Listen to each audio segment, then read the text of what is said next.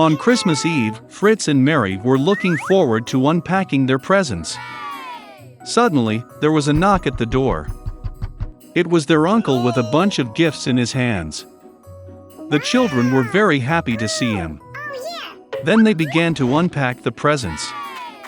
Mary got fancy dolls, toy dishes, and a beautiful silk dress. Fritz also got what he wanted, a magnificent horse and a mouse king. Mary noticed that there was a soldier under the tree. It was the Nutcracker, designed to neatly crunch hard nuts. The girl really liked it. But Fritz said it was his gift and tried to take it from his sister.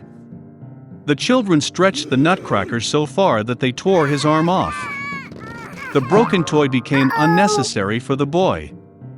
Mary was very upset and burst into tears. But my uncle was able to repair the soldier. The girl was happy and hugged him gently.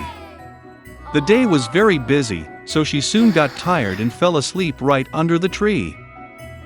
During her sleep, Mary heard strange sounds. They were like mouse fuss. The girl opened her eyes. The objects in the house seemed much larger than they were.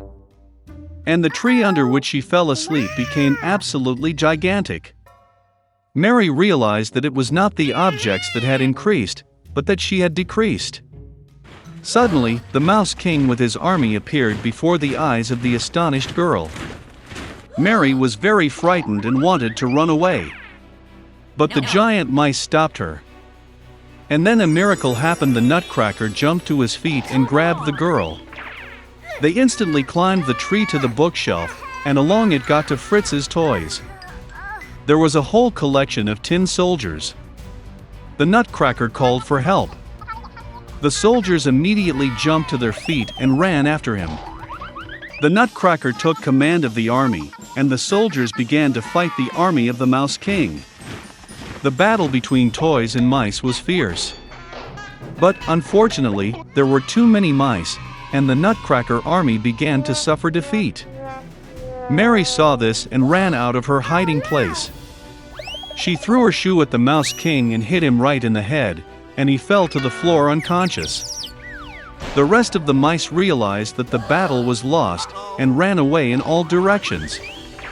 Mary ran to the Nutcracker, but he lay unconscious, as he was badly wounded by the Mouse King. The girl thought that he was dead, and began to cry bitterly. And suddenly, a beautiful fairy appeared behind Mary. She decided to help the girl. With a wave of her wand, she revived the Nutcracker. With a second wave of her wand, the fairy turned the soldier into a handsome prince. Mary and Nutcracker looked at each other with loving eyes, and could not take their eyes off. With a wave of her wand for the third time, the fairy took the couple in love to the kingdom of sweets. The trees there were made of candy, and the flowers were made of marmalade. It was a wonderful place. Mary closed her eyes for a second in pleasure. And suddenly, she heard the voice of her mother, who called her by name. Opening her eyes, the girl saw her mother, who looked at her in confusion. Mary also could not understand what was happening. The girl told about her wonderful journey, but her mother only smiled sweetly. Then Mary saw the pewter Nutcracker in her arms. And then she realized that she had slept under the tree all night, and everything that happened to her was just a vivid dream.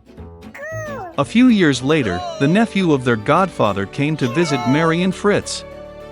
As soon as he entered the house, the girl almost fell to the floor in surprise. The boy looked like the Nutcracker as 2 drops of water. He also liked Mary at first sight. After some time, they got married, and lived no worse than in the magic kingdom of sweets.